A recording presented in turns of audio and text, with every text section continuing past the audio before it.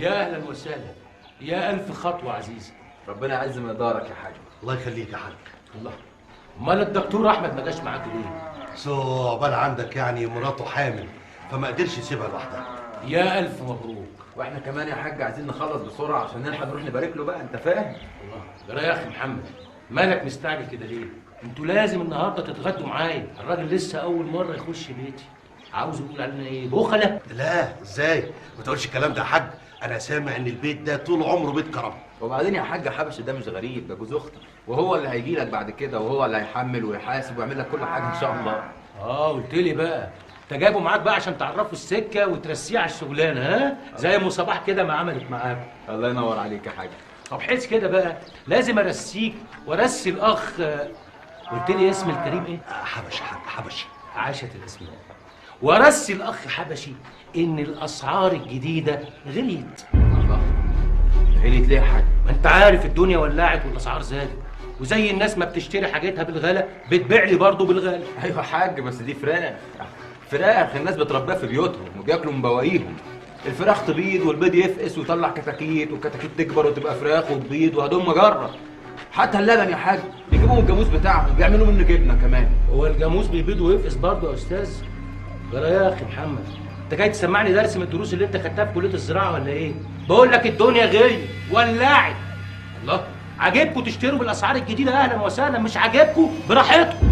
لا اله الا الله، ده سوق. عارف يعني ايه سوق؟ هو اللي بيسوقنا مش احنا اللي بنسوق. ماشي يا حاج، احنا تحت امرك وهدي نفسك، بس احنا عايزين نعرف يعني البضاعه زادت. يجي ربع تمنها اكتر. بس احنا عاملين حسابنا على السعر القديم يا حاج، وعاملين حسابنا نشتري بالسعر ده. خلاص روحوا اشتروا من عند حد غيري، فلو لقيتوا حد يبيع لكم. نفهم من كده بقى يا حاج انك بتدينا سكه، بتطردنا يعني. لا، يتقطع لساني، انا ما اقدرش اطردكم من هنا. انتوا تقعدوا هنا ضيوف معززين مكرمين على العين والراس، انما تجار مالكوش عندي غير السعر الجديد، واللي معهوش ما يلزموش. ماشي يا حاج محي، احنا بقى مش هنشتري غير بالسعر القديم. قلت ايه يا حاج؟ قلت وعليكم السلام ورحمه الله وبركاته. يلا يا حبشي، يلا يا حبشي، امشي يا حبشي. ايه اللي انت عملته مع الراجل ده يا محمد؟ ما تتكلمش كلمه زياده يا حبشي. ما تكلمش ازاي؟ انت لازم كنت تسايس الراجل ده وتاخده بالهداوه عشان نعرف نطلع بالمصلحه بتاعتنا. ده راجل طماع بيلوي دراعنا. طب واحنا رايحين على فين دلوقتي؟ هنروح لام صباح. يا دي ام صباح، انت تقول لام صباح وهو يقول لام صباح. ام صباح اللي بتغني دي ولا ايه؟ يا اخي ام صباح دي هي اللي كانت بتجيب البيض والجبنه لامي زمان، هي اللي اتعلمنا منها الشغلانه دي. ودي ساكنه فين دي؟ ساكنه هنا في البلد، احنا عرفنا طريق البلد من خلالها اساسا. طب احنا هنعرف نلاقي الكميه اللي احنا عايزينها منها؟ معرفش يا حبشي، معرفش، هنروح هناك ونشوف يا اخي. ماشي، اسمها ام صباح. هو امشي يا ألف خطوة عزيزة، والنبي أمي ما كانت بتبطل كلام عن الحاجة وعن عم أبو شعيش. اتفضلوا اتفضلوا، يا أهلا وسهلا. ربنا يكرمك يا صباح يا رب. اتفضلوا. السلام عليكم يا حاجه. عليكم السلام. أهلا وسهلا. الله وبركاته. ازيك يا بركه؟ اتفضل. والله يرحمها ماتت امتى؟ أديلها كده 5 سنين، وبعديها بسنتين الله يرحمه مات أبو العيال. يا حبيبي يا ابني. صلى على النبي يا حاجه، مش كده؟ ادعي له وادعي لنا كمان ربنا يفك ضيقتنا، ابتكاره الرحمه. هي كده على طول، أول ما تجيب سيرة ابنها تفضل تعيط. ربنا يخليكي ليهم يا صباح وتفرحي بعياله ان شاء الله.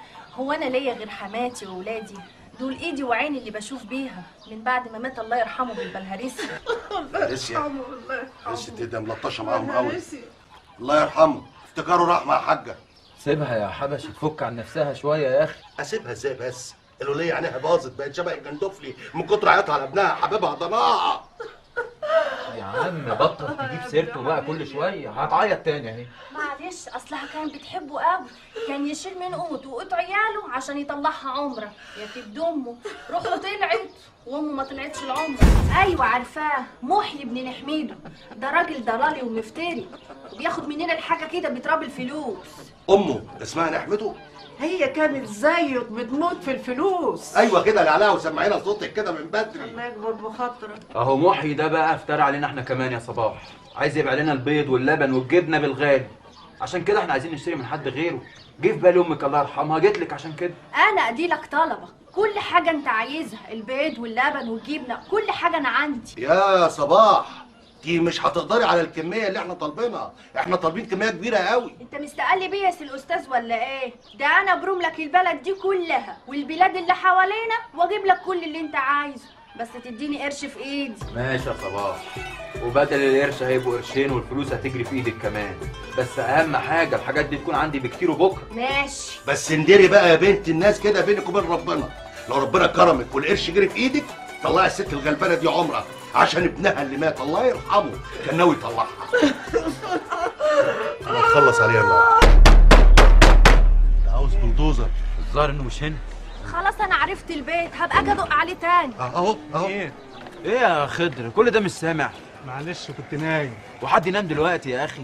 اصحى لا يعني واصحى لا. ابويا الحاج محي الله يسامحه قطع عيشي من ساعه العمله السوداء اللي عملتها انت والدكتور. لا بعد كده هتشتغل ليل ونهار، مفيش قعدان خلاص، مش هتفضل تهرش الهرش اللي انت بتهرشه ده. من دلوقتي تنزل مع صباح تلفوا على البلد تلموا البضاعه اللي تقدروا عليها، ومن بكره الصبح تكون مشحونان لي في عربيه. ده عم محي لو عرف ده كان يشردنا اكتر ما هو مشردنا. ولا يقدر يعمل حاجه، ده نطح نفسي عليه، ده قوتي وقوت عيالي، خليك انت معايا وسيب الباقي على ربنا.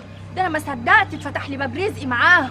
لا ومش اي باب يا صباح، ده باب كبير قوي هيتفتح لك. يلا يا خضر خش طص وشك بشويه ميه وتعالى. ايوه بس كده يبقى في مشكله في اللي انتوا بتقولوه ده. مشكلة ايه لا سمح الله؟ احمد مفهمني ان المصلحة ماشية زي الحلاوة وما جابليش سيرة اي مشاكل. احمد نفسه ما يعرفش حاجه عن المشكله دي يا حاج. الله، يعني ايه؟ نسبتي هي المشكلة يا محمد؟ خلي بالك انا اللي حكمت بكده وانا اللي قللت. ده احمد كان عايز يديني النص وانا قلت له ما ينفعش، الاسم على 3. ما كده بقى يا عم، انت سخنان علينا ليه؟ وطي صوتك عشان ابوك قاعد. نفهم فيه ايه؟ قول يا محمد فيه ايه؟ الراجل اللي اسمه محي ده عايز يدينا البضاعه زياده عن سعرها، وانا بقى قفشت معاه وقلت له مش هناخدها الا بالسعر القديم. وهي بقى دي المشكله يا محمد. خلاص انا هروح له واخلص الحكايه دي معانا. لا تروح له، اوعى تعمل كده، انت تصغرني ولا ايه؟ انا خلاص قفلت معاه السكه دي خالص. يعني ايه انا مش فاهم؟ المصلحة باظت؟ مكسب 2000-3 في الاسبوع ضاع علينا؟ اسمع يا احمد، انا ما ينفعش معايا الكلام ده. اهدى بقى يا حاج فتحي. الله، انا اتفقت مع صباح اللي هي بنت ام صباح الله يرحمها، هي اللي هتورد لنا البضاعه اللي احنا عايزينها، والمفروض خضر كان جابهم بس المظاهرات بدات. ما ينفعش يا محمد، احنا عايزين بضاعه كتير قوي كل اسبوع، ما اعتقدش ان صباح هتقدر توفرها لنا. يا جماعه مش عايزين نطلع منظرنا وحش قدام التجار، كده هياخدوا من اي حد غيرنا. اسمع بقى منك ليه؟ انتوا شوفوا لكم حل في مشاكلكم دي. انا عايز اطمن على فلوسي. اطمن يا حاج فتحي الله يبارك لك. انا ومحمد النهارده هنسافر وهنشوف ايه الحكايه ونحلها. لا سيب لي محمد النهارده انا عايزه. ليه يا حاج خير؟ في ايه؟ خير ان شاء الله. في ناس باعتين معايا فلوس من السعوديه، عايزين نروح لهم ونديها لهم النهارده. فلوس ايدي يا حاج. جرى لك ايه يا احمد؟ فلوس يعني فلوس، في حاجه اسمها فلوس ايه يا حاج؟ ايه يا عم ما انا متزربن كده، اهدى شويه. انا عايز اسال يعني مصري ولا ريالات؟ هتقول لي يا محمد ال 5000 جنيه بتوع اللي خدهم الحاج محي عملوا فرق 250 جنيه، ده عشان محي حرام، انما هم كانوا ممكن يعملوا اكتر من كده. كانوا ممكن يفرقوا معانا 100 جنيه لو كنا استنينا للصبح بس، لان انا لما سالت طلع الفرق 7 صاغ مش 5 صاغ زي ما الحرامي ده حاسب احمد. 7 صاغ؟ طب ما استنيتوش ليه؟ عمل قلق وغاغه، انا كان نفسي اخلص منه باي طريقه. ابن الحرام ده على كده الفلوس ديت لو انا فكيتها من معرفتي كانت فرقت معايا كتير قوي يا حاج احمد. معايا؟ ايه معايا دي؟ لا مفيش حاجه اسمها معايا، مفيش حاجه اسمها انا وانت وهو، في حاجه اسمها احنا. قرارك يالا مالك بتبجح فيها كده ليه؟ وبعدين المصلحه واحد. انا بس المشكله ان الفلوس دي انا اجيبها ريالات، يعني لازم اوصلها للناس ريالات. يا حاج فتحي قول لهم في السعوديه انك ريحتهم، حولتهم مصري بدل الشحطاطه اللي اهاليهم هيبقوا فيها في وسط التكسير والمظاهرات. لا ده في حاجه كمان، ده انت ممكن تقول لهم ان انا غيرت لكم وتعبت وجبت لكم قرشين زياده خدمتكم يعني. لا لا لا لا ملهاش لزوم قوي موضوع الزياده ده، انت عايز تفتح عينيهم علينا ليه؟ ده كفايه قوي الكلام اللي قاله محمد. احنا رحمناهم من الزحمه والمظاهرات والبهدله، كفايه قوي. 7 صاغ في الريال. خلاص بقى، خلاص يا صباح لو سمحت اهدي وكملي. تكمل ايه؟ هي بتقول ايه دي؟ انا مش فاهم حاجه، عماله تعيط. يا ست اهدي لو سمحت، قولي لي ايه اللي حصل. انا اقول لك يا دكتور يا سيدي انا مش عايز اسمع منك حاجه، انا عايز اسمع من صباح. انا هي تهدى وهتقول لي ايه اللي حصل. محي جالي هنا وهددني وقال لي هيخطف عيالي ويحرق قلبي عليهم لو اديتي حاجه للدكتور. يا دكتور ده راجل مفتري، وانا قلت للاستاذ محمد انه مش هيسيبنا في حل. بعدين بقى انا مش قلت لك مش عايز اسمع صوتك تاني لو سمحت. اتفضلي كملي، ايه اللي حصل؟ رحت انا وخضر ولفينا على البلد كلتها وجبنا يجي نص الطلبات، وتاني يوم محدش رضي يدينا حاجه. وحتى الناس اللي باعوا لنا بضاعتهم جم تاني عشان ياخدوها ويرجعوا لنا الفلوس. مش الدكتور قال لك اخرس؟ اسكت خالص. كمل يا صباح. قلت لهم مش هرجع الحاجه ومش عايزه فلوس، وعملت معاهم خناقه كبيره قوي. محي الله يخرب بيته كان هيمد ايده عليا. ليه؟ هي البلد دي ما فيهاش رجاله ولا ايه؟ كلهم عملوا زي النسوان، اول ما شافوا محي جاي ومعاه قطه رجاله. طيب خلاص يا صباح، اهدي انت وانا هتصرف. هتتصرف هتعمل ايه يا دكتور؟ مالكش دعوه. هو دلوقتي الدكتور مش قال لك مالكش دعوه؟ ما تسكت بقى، اسكت. حاضر. قولي لي يا صباح، الحاجه اللي انت جبتيها فين؟ شايلها جوه وقافله عليها. ماشي. النهارده هتحملها خضره وتروح بيها على مصر. استنى تعالى هنا اقول لي، هو الحاج محي عرف منين انك انت وصباح بتجيبوا البضاعه دي ليه؟ ايه مالك بلمت ليه؟ ما ترد على الدكتور. انت مش قلت ليه اخرس؟ لا حبيبي ما تخرس، المره دي رد بقى على الدكتور. معرفش. الله، ما تعرفش ازاي يا واد انت؟ هو في حد غيرك يعرف ان البضاعه دي جايه لنا؟ صباح. صباح؟ معقوله صباح هتروح تقول له ان البضاعه دي بتاعت الدكتور وتقطع عيشها بايديها؟ وانا ايش عرفني؟ ده راجل ايده طايله في البلد ويعرف دبه النمل. طب بص يا خالد، انا مسامحك. انت عارف ليه؟ عشان انت معذور. انت عايز تثبت له ولائك، عايز تثبت له انك الراجل بتاعه عشان يرجع يشغلك عنده تاني. ماشي، بس انت كده حمار. طب وليه الغلط ده يا دكتور؟ لان حضرتك طول ما انت بتشتغل معاه هتفضل زي ما انت كده، عمرك ما هتترقى.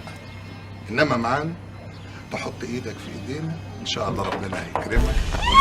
الحقيقه يا دكتور. اجري يا دكتور. سيبوه، اللي يجري ما يلزمناش، احنا عايزين الذكر اللي ما جريش.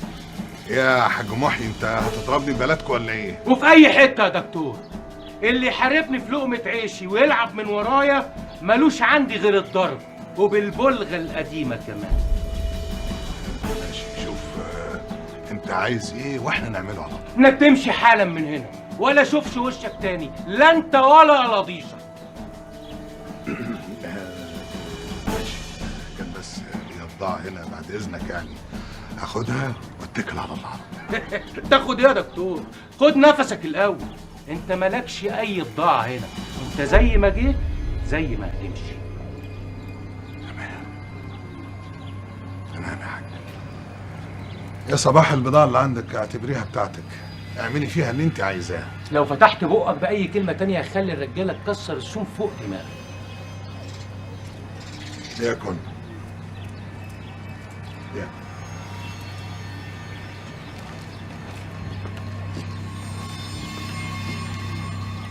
ناخد رجاله ونروح نكسره في بلده. رجالة ايه بس؟ يا حبيبي اخد الحق حرفة، احنا مش بلطجية، ما تقول له حاجة يا احمد. يعني ايه؟ هنسكت؟ احنا مش عايزين ندخل في مشاكل، ما عندناش وقت نضيعه في اقسام ومستشفيات. خلاص يبقى نسلم بقى كده، نشوف حالنا بيقف وبضاعتنا تتاخد مننا قدام عينينا ونقف نتفرج. بالعكس بقى، اللي عمله محي ده خدمنا ما ضرناش. جرالك ايه يا احمد؟ سلامة عقلك، ده ضرنا ونص كمان، ده خرب بيتنا. استنى بس عليا يا حاج فتحي الله يبارك لك، ده انا بحضر له مرزبه لو وقعت على راسه مش هيقوم منها تاني، بس انتوا تسمعوا كلامي. طب قول يا سيدي، قول والقول قولك. احنا من هنا ورايح مش هنشتري بضاعه لا من محي ولا من غيره، هنعمل بضاعتنا بنفسنا وفي ارضنا.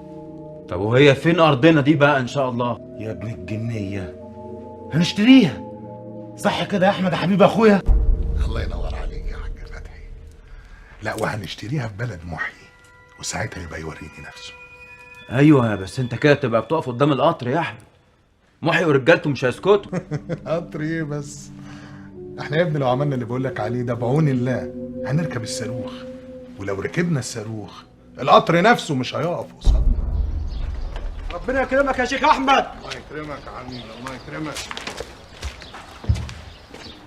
بتعمل ايه؟ بتعمل ايه؟ الله يبارك لك يا حاج، انت بتشيلنا ذنوب. جرى ايه يا ابني؟ الله، انت عاوز تحرمني من خدمه بيت الله؟ انت عايز خدمه تاني؟ ما كفايه الخدمه اللي انت فيها، الله يبارك لك ويقدرك عليها، يا الامامه سهله. ايوه بس ده ما يمنعش اني اساعد. لا الله يبارك لك، وانا مش عايز اتعبك يا حاج. الله يكرمك. ولا قوه الا بالله. الله يكرمك، الله يكرمك.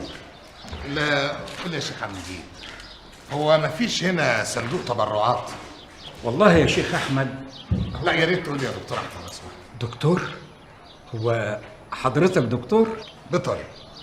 وطبعا حضرتك بتسأل انا ليه اخترت البلد دي اعمل فيها اول مشاريعي. يا ده انت كده قصرت عليا السكه قوي يا ابني.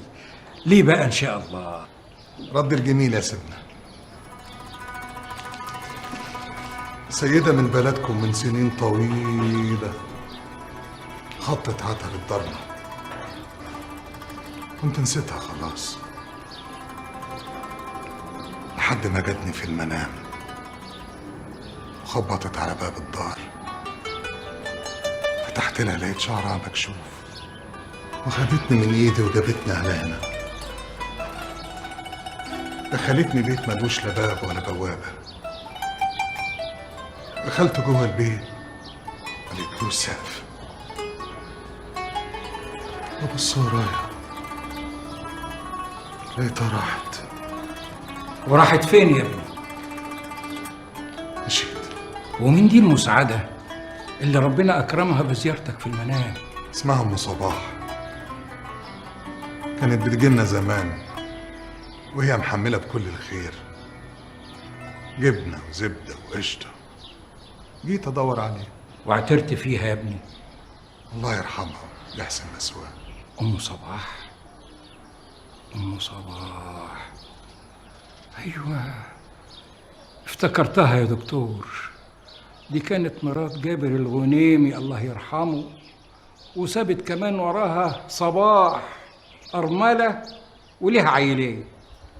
لما وصلت هنا ما استغربتش البيت، ولما دخلته لقيته هو نفس البيت اللي انا شفته في الرؤيا.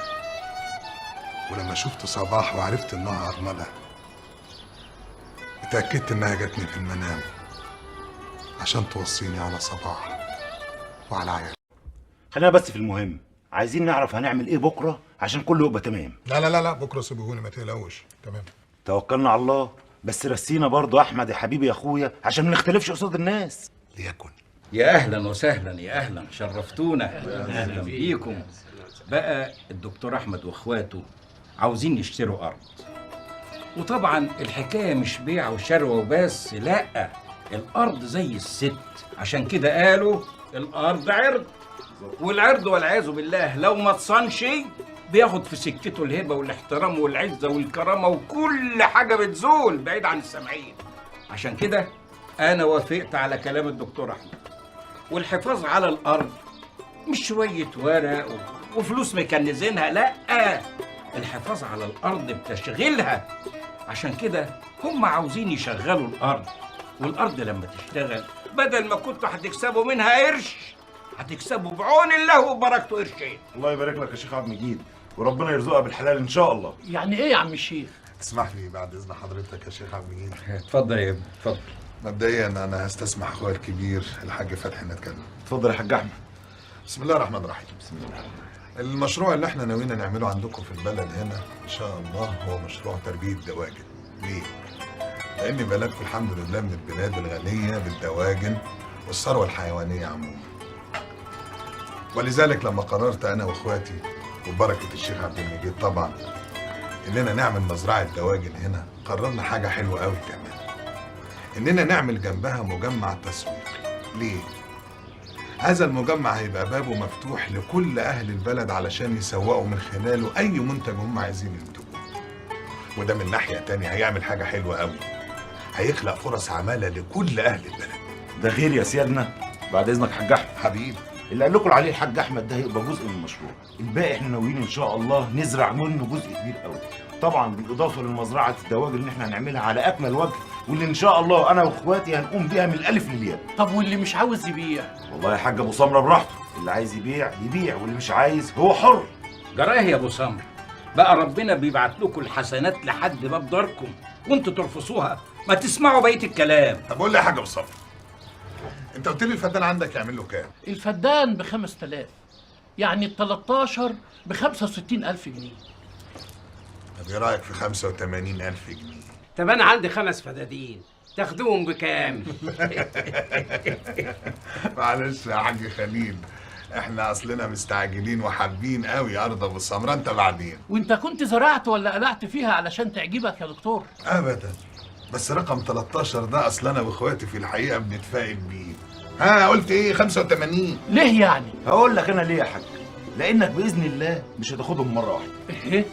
طب وده يبقى اسمه بيع وشراء؟ الله، ما الارض هتفضل ارضك برضو يا حاج سمره طول ما احنا بنسدد لك في الايجار، وهنديك ايجار محترم كل شهر، بس كل ما يقل الدين يقل الايجار، وهنديك 20,000 جنيه مقدم، لا ورق ولا وصولات امانه، تبقى بتاخد كده مرتب محترم كل شهر والارض عرضك. بسم الله ما شاء الله. كويس ان انا شفت ابتسامه الرضا على وشك يا شيخ عم جيد. وبعدين يا حاج ابو سمره المفروض تطمن اللي بينا الراجل البركه ده. والله، وتدعينا بالتوفيق ان ربنا يبارك لنا في مالنا وعملنا. يا رب يا رب. الفلوس اللي معاك يا محمد. جاهزه. بسم الله الرحمن الرحيم. 20,000 جنيه يا حاج. على البركه. نسمع الفاتحه للنبي. يا حي يا قيوم. بسم الله الرحمن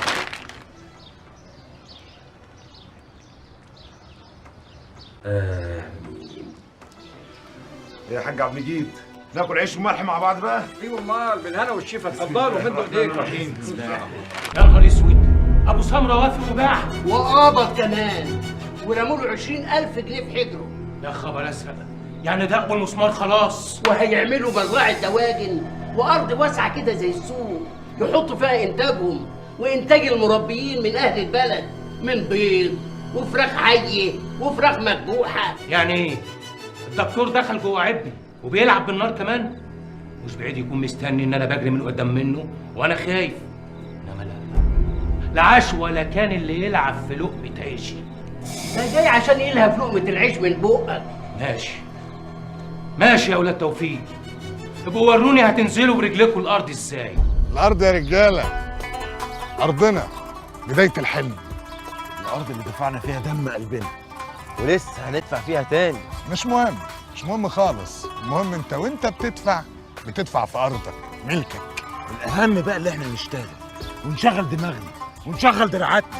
انا عايز الارض تجيب فلوس، تمطر فلوس. نفسي كل الناس تعرف ان ولاد توفيق بيعرفوا يشغلوا دماغهم صح، مش شايلينها فوق كتافهم عيره كده. ان شاء الله ان شاء الله ربنا هيكرمنا اخر كرم وهنحقق كل اللي بنحلم بيه. لا نحلم. المهم بقى يا محمد اننا نفضل نحلم ايه منك ليه؟ انا عايز بدل ما احلم والكلام الفارغ ده اعرف انا دفعت كام وهكسب كام وكام ده بكره هيجيب لي كام. لا احمد، الموضوع ده ما فيهوش هزار. لا والله ما فيه هزار. احمد والله ما فيه هزار. هو ده الفرق اللي بينك وبينه، انت مش هو وهو مش انت. انا بقى واخد احلى حاجه فيكم انتوا الاثنين. انت عارف مقوله احلم بالمستحيل تعمل الممكن؟ لا معرفهاش. خلاص انا اسف ولا كاني قلت لك حاجه، المهم تفتكرها دلوقتي وتعمل بيها. ماشي. عارفين يا اولاد انا نفسي في ايه؟ انا شخصيا عارف. وانت يا احمد؟ يعني ابو شرط يعرف وانا لا؟ طبعا عارف. طب نفسي في ايه؟ نفسك تجيب اخرها. ايوه. يلا يلا الله.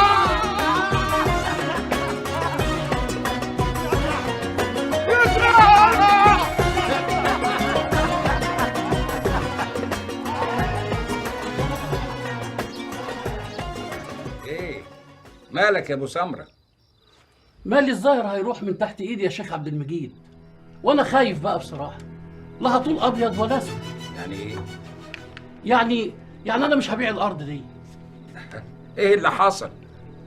اللي حصل بقى ان انا جايب لك الفلوس دي تديها لهم تاني، وانا مش هبيع لهم الارض. والحمد لله ان احنا لسه على البر، لا مضينا ورق ولا خدوا عليا اي حاجه. لا ده في بينا عهد وعلى يدي. يعني انا الضامن يا ابو سمره، انا الضامن وقرينا فاتحه. ايه انت عاوز تحط راسي في الطينه؟ احضر معاك عهد ونقرا فاتحه ونحط ايدينا في ايدين بعض، وفي الاخر جاي عاوز تدوس على العهد ده برجليك؟ يا اخي ده من امنك تامنه حتى لو كنت خاين. انا مش خاين يا حاج عبد المجيد، وبعدين بصراحه الارض تستاهل اكتر من كده. لا حول ولا قوه الا بالله.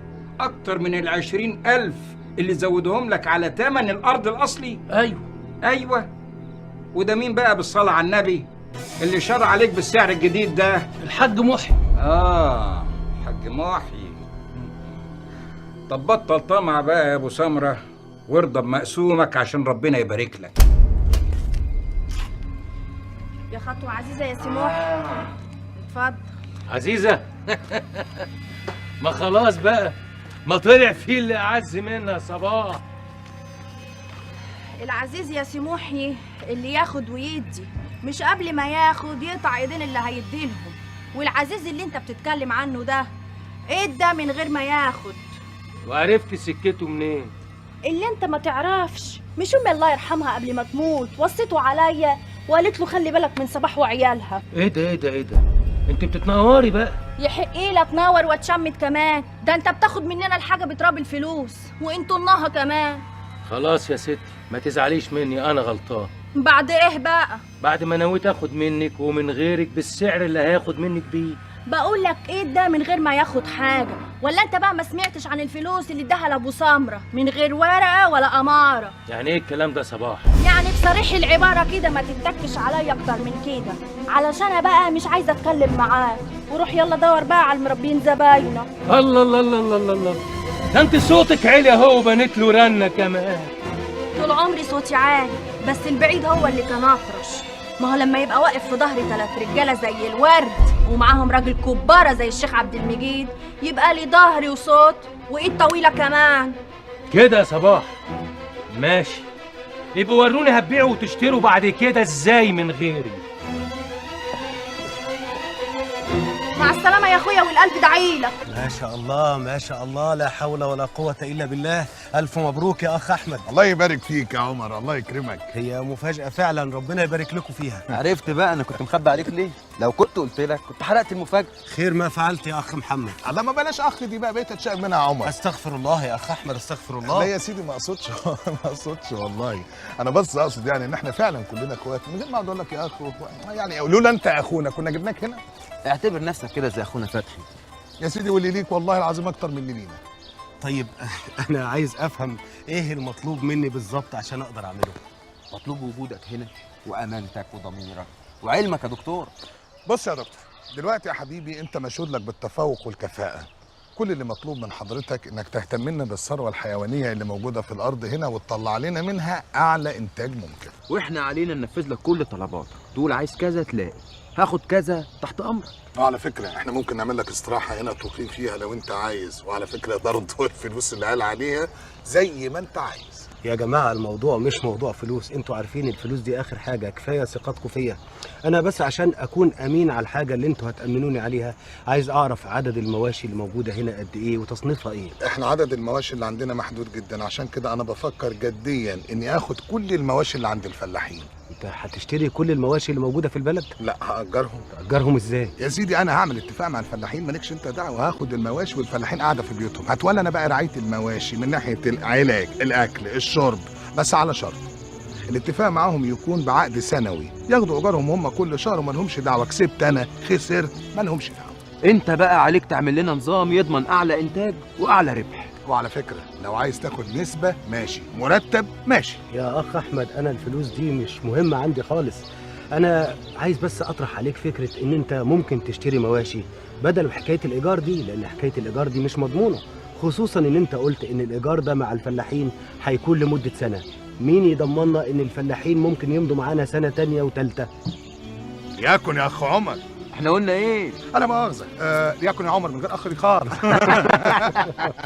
دي البهيمه عند الفلاح زي عيل من عياله، في حد هيقدر عياله يا دكتور؟ يعني هو في حد بيبيع عياله صلاح، انما بيبيعوا بهايمهم. ايوه يعني البهيمه مش زي العيله يا صباح، وبعدين اللي عنده بهيمه هتفضل بهيمته برضه، هياخد فيها فلوس كمان. والله انا اول مره اسمع الكلام ده. ما هو ده الجديد. بس لازم انت تبقي مقتنعه عشان تعرفي تقنعي الناس التانيين.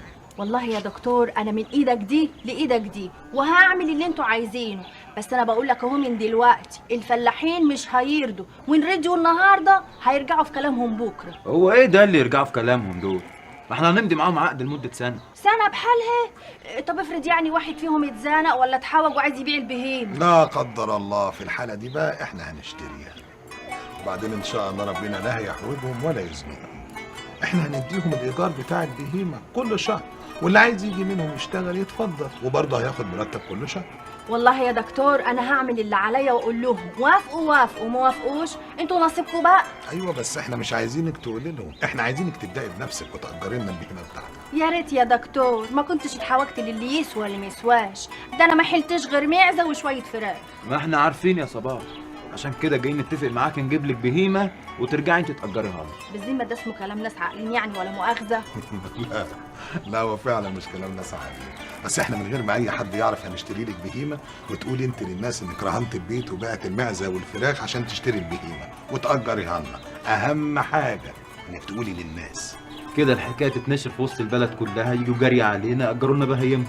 شفت الحكايه سهله ازاي؟ حق يا دكتور، ده العلم نور والجهل واكسه بعيد عنك. اكيد الحكايه دي انتوا درستوها في الجامعه او قريتوها في الكتب. احنا درسناها في الجامعه يا صباح. لا وخدي بقى المفاجاه الجامده دي، البهيمه اللي احنا هنجيبها لك هديه مننا ليك يا ستي. المهم اول ما تقابلي الناس اللي ما يتبلش في بقهم فوله تحلي فيهم، ما يقولوش لحد. ده انا هحلفهم واحلف اللي يخلفوهم كمان. دي بهي المره الجايه مش هتكلم ببقي يا صباح. لو عرفت ان حد من الناس يجي هنا تاني هحرق قلبك على عيالي. يا اخويا براق، مالك مستقوى علينا كده ليه؟ علشان احنا ولايه وملناش راجل يحمينا ونتسند عليه. اديكي قلتيها بعضمة لسان، مالكوش راجل، واللي مالوش راجل يحترم نفسه وما يدخلش رجاله في داره. البيوت ليها حرمه يا صباح، لو ما صنتهاش احنا برضو نعرف نصونها. البلد فيها رجاله يا صباح، ومش هنستنى على اخر الزمن لما تيجي حرمه زيك وتركب لنا قرون. قرون تتغذى في رقبتك يا بعيد، ده قرون ده انت تركبها، دي صباح دي اشرف منكم اللي خلفوه. تدي حنك الكوليه بدل ما اجي ارقع صداقك. والولوا عليك ساعه والفضوا يا بعيد، هتمد ايدك على واحده قد امك؟ يا لهوي يا ناس الحقونا يا ناس، وهي ابن احمد وبيتهجم علينا يا ناس. سلامة مش عيشة. صباح الهنا يا دكتور. ايه في يا صباح؟ مش خير ابدا يا سحمد. ليه حرقوا الارض؟ كفى الله الشر، الارض زي الفل، بس محيي الله يرحمه جالي البيت وكان هيضربني انا والحاج. هو قال لي لو شاف حد منكم دخل عندي او لو شافني انا معاكم هيحرق قلبي على اولادي. ليه ده كله؟ علشان انا وحدانيه وماليش راجل اتسند عليه، وان هم رجاله ومش على اخر الزمن هيركبوا قرون. قرون؟ محي كده بيكبر الموضوع قوي، ده مدخله في عرض والشرف وفيلم كبير. ما هو لو شافني معاكم تاني هيجرسني في البلد كلتها، وانا ما صدقت اتفتح لي باب رزقي معاكم. انا مش عارفه اعمل ايه يا سي احمد. بص يا صباح، مفيش غير حل واحد بس هو اللي هيفك العقده دي وبرضه يحافظ على باب الرزق. يا ريت يا دكتور، ده انا في عرضك. العفو، ده انا اللي في عرضك وفي طولك وفي طرحتك كمان. قصدك ايه يا سي احمد؟ والله هو محي اللي عمله ده هو ما يعرفش انه خدمني خدمه كبيره قوي. خدمك ازاي يعني؟ تبقى مراتي يا صباح. انا هبقى مراتك؟ ايوه تبقى مراتي، اتجوزك. يا نهار اسود يا احمد، بقول لك ايه، بقك ده فوق خالص. الله، انت جايبني القهوه هنا عشان تقفل بقي ولا عشان تاخد رايي؟ عشان الاتنين يا حبشي، انت مش بس بتشتغل معايا، انت كمان كاتم اسراري، واذا كنت هتبتديها كده يبقى انت من سكه وانا من سكه. يا سلام، دي جوازة ايه بقى دي اللي هتقويك علينا؟ افهم بقى يا حبشي. فهمنا يا ابو الزكاوه. دي مش جوازه، دي بزنس. بزنس؟ يعني ايه بزنس؟ لما تعرف هي مين هتفهم يعني ايه بزنس. فهمنا هي مين؟ صباح. صباح بنت ام صباح؟ لو ما اتجوزتهاش يا حبشي المشروع اللي احنا صرفنا فيه دم قلبنا هيبوظ. اشمعنى؟ لان هي دي كانت الخطوه الثانيه للحاج محي عشان يوصل لصباح ويقطع علينا خط الرجوع للبلد، وانا اللي يحاول يعمل كده اقرقشه بسناني. احمد ابو سميحه انتهى بقى. هو في بعد سميحه؟ السلام عليكم ورحمة الله. السلام عليكم ورحمة الله. السلام عليكم ورحمة الله. السلام عليكم. استنوا يا اخوانا، استنوا، خليكم زي ما انتم. عايزكم في كلمتين. اسمحوا لي بالنيابة عن أهل البلد أن أتوجه بالشكر للمرة الثالثة للرجل الذي يبذل الجهد الكبير في سبيل الله ولوجهه الكريم، لا يريد منا جزاء ولا شكورا، وإنما يفعل ذلك مرضاة لله وحده. ولقد أطل علينا بمدد جديد للمسجد لطوائه بما يتناسب وبيوت الله، وسوف يغير شبكة المياه والكهرباء ويزود المسجد بأدوات الإنارة اللازمة. أنار الله له دنياه وأحسن آخرته. آمين يا رب. آمين. كتير يا عم الشيخ. اتفضل. يجعلنا عند حسن ظنك. الله يخليك. بسم الله الرحمن الرحيم، الحمد لله رب العالمين، الحمد لله رب العالمين على نعمه الكثيرة الغزيرة، وأولى هذه النعم أن هدانا إلى دينه القويم. مهما بذلنا من جهد ومهما أعطينا هيبقى إيه؟ هيروح فين قدام عطاء ربنا سبحانه وتعالى؟ قليل قليل. أخوكم في الله أحمد توفيق. ربنا يبارك فيك، ربنا يحميك. كتر الله من امثالك. بارك الله فيك. السلام عليكم. أنا كنت عايز حضرتك في كلمتين يا عم الشيخ. اتفضل اتفضل. اتفضل. بسم الله. خير يا ابني. في الحقيقة يا حاج أنا حب لحضرتك وللبلد ولأهلها وناسها خلاني أكون أو عايز أكون واحد منها. ما هو أنت يا ابني واحد مننا، ما بقتش غريب عننا. تعيش يا حاج. أمرني يا دكتور. هو ده في الحقيقة اللي خلاني أآمن على شغلي وسطكوا هنا. ربنا يبارك لك يا ابني. يا سبحان الله. بشر بشر. أنا دلوقتي اتبشرت خير بربنا يبارك لك دي. الخير من فضل الله، والخير برضه على قدوم الواردين. أنا عايز أتجوز من عندكم يا حاج. وأنا بقول مبروك. الله يبارك فيك. بس انا يعني كنت بقول ان احنا هنبقى حمل تقيل قوي انا وعيالي على سيد دكتور. يا سبحان الله، ده هو ده السبب اللي خلاني فرحت لك ووافقت بالنيابة عنك. اللي هو ايه يا حاج؟ انه عارف عنك كل حاجة، عارف ان عندك عيال وانك ارملة. واحد زي الدكتور احمد ده لو كنت هتبقي حمل تقيل عليه انت وعيالك ما كانش طلب يتجوزك. وافرضي يا ستي انك حمل تقيل، بكره ربنا يخففه عشان هيستر عليكي انت واولادك. ده انت تحمدي ربنا انه رزقك بواحد زي الدكتور احمد. انا ما قلتش حاجه يا حاج، بس يا ترى بقى مراته عارفه انه هيتجوزني؟ اهو لغايه هنا بقى والباقي عنده. انت تساليه وهو يجاوبك. وبعدين الراجل طالبك على سنه الله ورسوله، والشرع بيوجز له 4 في الحلال، وافتكر الدكتور احمد خير من يعرف الحلال. جرى ايه يا سي احمد؟ انا بقول لك كده بس عشان ما تزعلش مني، لكن كل الحكايه ان انا مش عايزاك يعني يجرى لك حاجه بسببي. يعني ايه يا صباح؟ يعني خايفه عليك. تقول ايه؟ خايفه عليك. تصدق انت كده هتخليني اغير رايي يا صباح؟ يعني ايه؟ يعني انا في الحقيقه يعني بصراحه في الاول كنت هتجوزك علشان يعني خايف عليكي من محي، خايف اتعرض لك باي شكل، وبعدين قلت اهي ستره ليكي وللولاد. الستار ربنا يا دكتور، قادر يسترها عليك وعلينا. استغفر الله العظيم، انا كنت بقول لك ده الاول، وبعدين انا بتكلم بصراحه. الصراحه المفروض تقرب ما بيننا، ما تبعدناش عن بعض. خلينا اكمل كلام. اتفضل. دي كانت نيتي في الاول، قبل ما اسمعك كنت بتقولي انا خايفه عليك يا دكتور، بس اول ما قلتيها صدقيني انا حاسس انك اول واخر زوجة هتجوزها. ماذا قلت؟ يما هو عم احمد يقعد معانا على طول؟ يعني يا حسام هيجي لنا يوم ولا 2 وهيبقى يشوف شغله ويجي لنا يقعد معانا تاني يعني ان شاء الله. بص يا حسام، انا عايزاك تسمع كلام بابا احمد. هو هيبقى زي بابا، هيحافظ عليك وعلى نادية وعليا وعلى ستك، واحنا كمان لازم ما نزعلوش ونسمع كلامه. خلاص يا حبيبي؟ بس يا نادية هتكسر السرير قبل ما نجربه. حاضر يا عمّا. شد يا ابو الحاج عشان تعمر الطاسه كده كمان وكمان. وابصم بصمه كمان يا خضر، ولع لك حجر خليها تولع. لا لا لا ده انا مش قادر، لا قادر ولا شايف قدامي. الصوت اللي انت بقى يا ابو الحاج. وعليكم السلام ورحمه الله وبركاته. دكتور خطوه عزيزه يا دكتور. مش باين يا حاج. ازيك يا خضر؟ الله يسلمك يا دكتور. معلش واضح ان انا جيت في وقت مش مناسب. مش مناسب ليه بقى ان شاء الله؟ يعني عشان الريحه اللي انا شاممها وانا جاي من بره دي. لا ريحه ايه يا دكتور؟ اعمل حجر كبير للدكتور. لا لا لا، كبير وصغير ايه؟ لا انا ماليش في الموضوع ده خالص. امال ليك في ايه؟ مزاجك في ايه يا دكتور؟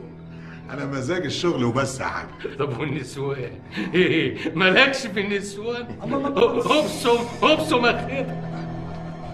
لا لا، ان شاء الله ان شاء الله يبقى ليا فيهم، بس يعني بالحلال يا حاج. بص، في حاجتين ماليش فيهم، لا الحرام ولا البصم. افهم بقى ايه سر الزياره الميمونه دي؟ على عيني يا حاج. بقول لك ايه يا خضر، ما تروح لحد الصين ما تجيبش حاجه وما تجيش. اتكلم يا دكتور، ابويا الحاج محي ما يخبيش عني حاجه. روح انت يا خضر، روح. ماشي، بالاذن يا دكتور. من غير اذن يلا.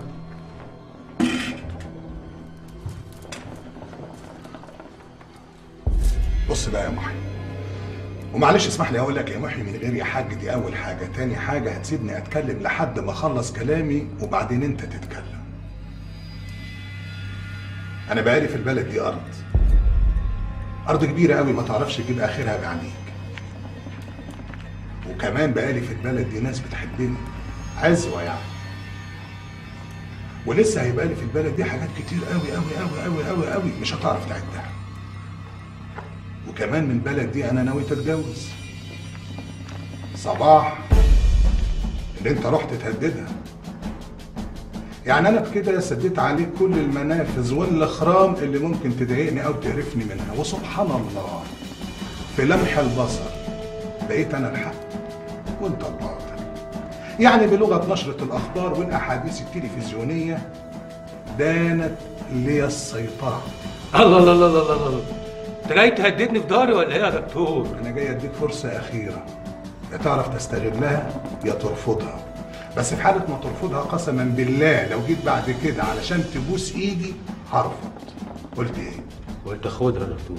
طب مش تعرف ايه ده؟ عرفها لي يا دكتور. طب مش تشد نفسك وابصر كمان.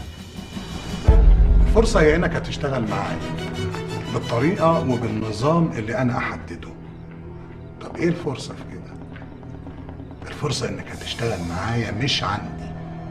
في حاله ما تنطق حرف او كلمه غير انك موافق حتى انك تشتغل عندي مش هبطلها.